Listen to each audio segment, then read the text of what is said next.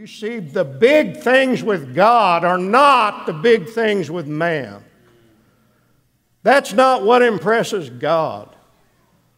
What is it to Him? What's a world war to God? Nothing compared to the glory, the exquisite glory that He can get from some little emaciated woman who's talking to some big shot commander. He uses the foolish things, He uses the weak things to confound the mighty and confound the wise. The really big things with God are not what the world would call big things, or even what a Christian might think are big things. The really big things,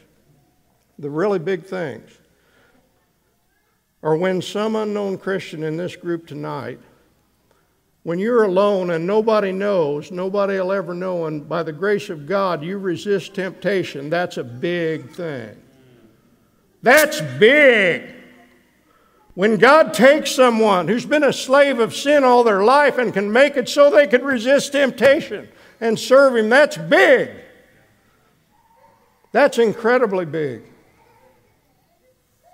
The big things are when a Christian husband sees his young bride wasting away with cancer and all of his prayers for her healing unanswered, and he continues to believe God and glorify God. That's a big thing.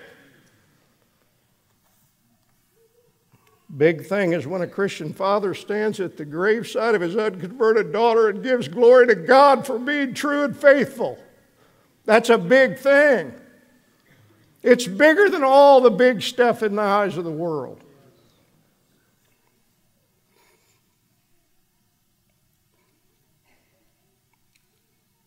It's a big thing when some unknown saint perseveres year after year, when it seems that everything is falling apart outwardly, that it seems like God is not true and faithful, and that dear saint stands firm and continues to persevere and serve her Lord and glorify Him. That's a big thing.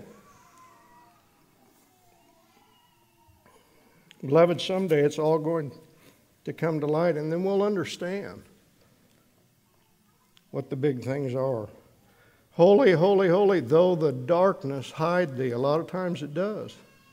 Though the eye of sinful man thy glory may not see.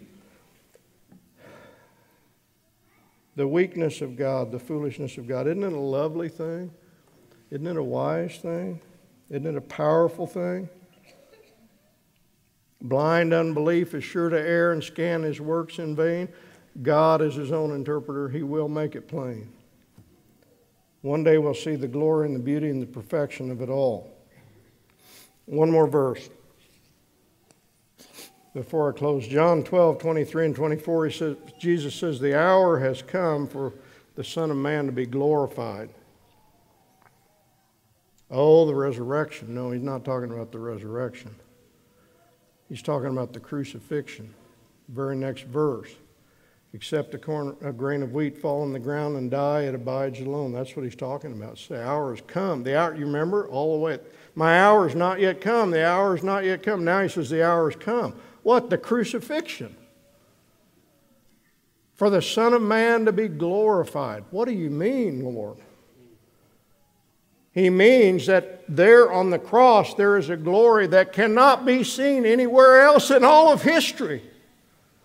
When I survey the wondrous cross on which the Prince of Glory died, my richest gain I count but loss and pour contempt on all my pride. The wondrous cross. You see, there's a glory there that's hidden from the eyes of sinful men. But for those who have eyes to see, the greatest glory that ever was there on the cross.